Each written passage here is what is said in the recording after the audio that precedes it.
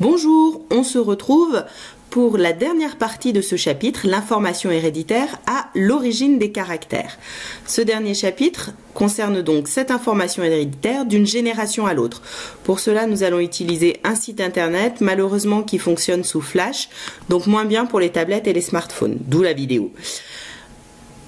Qui dit d'une génération à l'autre, dit forcément l'intervention de parents donnant leurs spermatozoïdes et leurs ovules, les gamètes mâles et femelles, cellules reproductrices, pour constituer la cellule œuf. Cette cellule œuf, elle possède 46 chromosomes.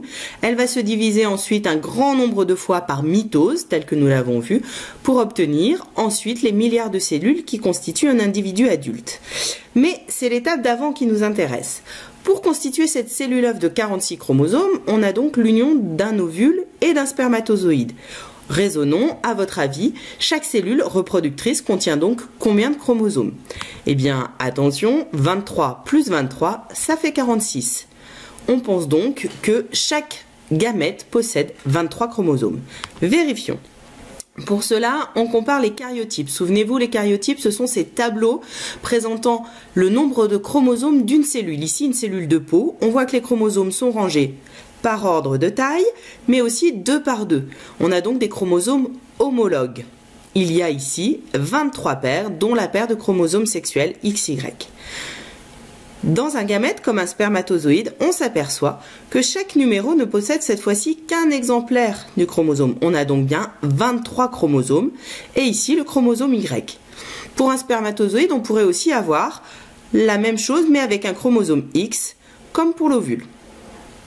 Après avoir comparé ces 3 karyotypes, on peut donc, oui, conserver notre hypothèse. Bravo! Les cellules reproductrices contiennent donc la moitié du nombre de chromosomes de l'espèce. Comment se fait alors la répartition des chromosomes dans ces gamètes? C'est cette division particulière qu'on appelle la méiose qui va nous intéresser aujourd'hui. Nous allons raisonner avec une cellule à l'origine du gamète, dans un testicule ou un ovaire par exemple, qui posséderait 4 chromosomes. Raisonnons simplement. Une paire de grands chromosomes, une paire de petits. Pour pouvoir reconnaître chaque chromosome homologue, on les a colorés et on y a placé un gène. Ici le gène jaune, ici le gène vert, et chaque gène a des allèles différentes. Le jaune a l'allèle A et l'allèle B, le gène vert l'allèle plus et l'allèle moins. Vous devez réaliser la répartition à l'intérieur de 2 gamètes des chromosomes de la cellule à l'origine de ces gamètes.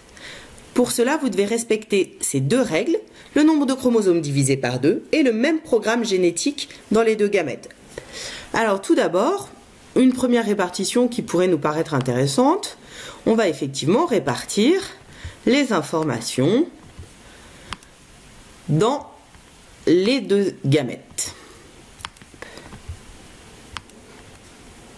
On vérifie, nous avons fait volontairement une erreur.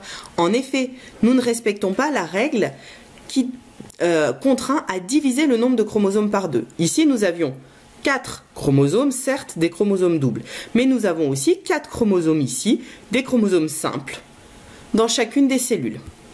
Recommençons. On va cette fois-ci diviser le nombre de chromosomes par 2. On garde le chromosome double, mais on va répartir les informations. Alors on respecte bien cette fois-ci la règle de conserver le même programme génétique dans les 2 cellules. Ici on a bien un gène jaune et un gène jaune, on a bien un gène vert et un gène vert. Effectivement, les allèles sont différentes et on verra que c'est ce qui est à l'origine de la diversité des êtres humains. Vérifions. Youhou! Lors de la formation des gamètes, il y a donc séparation des chromosomes de chaque paire. Le nombre de chromosomes est réduit de moitié. Il y a évidemment d'autres possibilités, puisque le petit chromosome bleu possédant le gène vert avec l'allèle moins, j'aurais pu l'associer avec le grand chromosome rouge possédant le gène jaune avec l'allèle A. Du coup, le grand chromosome bleu avec le gène jaune possédant l'allèle B aurait été associé avec le petit chromosome rouge possédant le gène vert et l'allèle plus.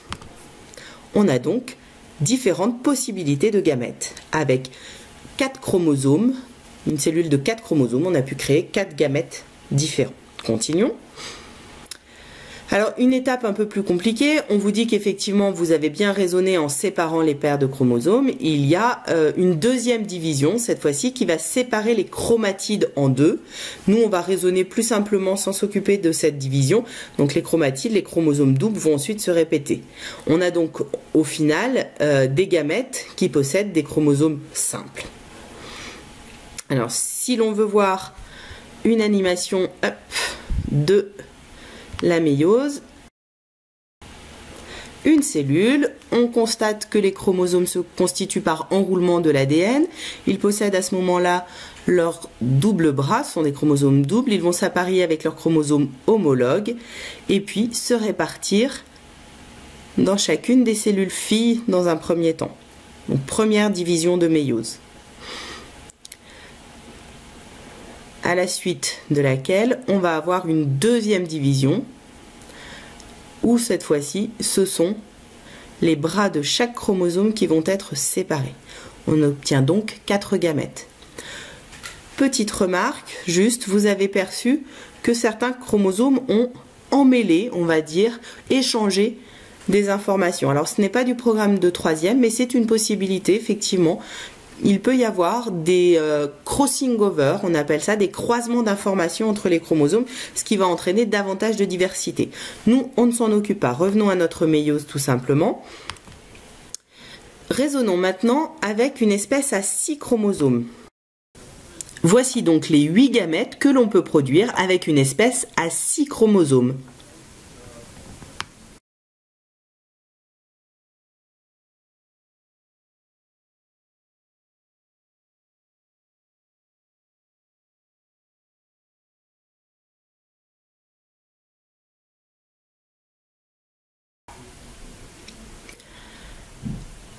Nous voici avec la fiche d'activité que vous devez compléter.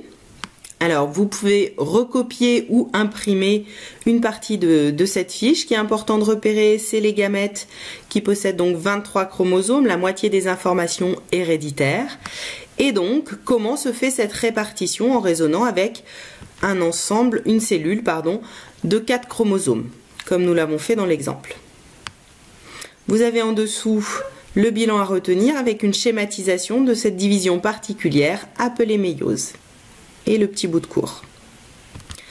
La seconde fiche correspond cette fois-ci à ce qu'il se passe lors de la fécondation. On raisonne avec un couple célèbre, Yannick Noah et Cecilia Rhodes, qui ont donné naissance notamment à Joachim, basketteur professionnel en NBA.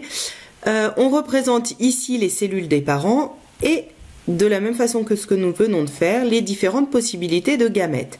Ce qui va nous intéresser maintenant, c'est quel ovule va être associé avec quel spermatozoïde.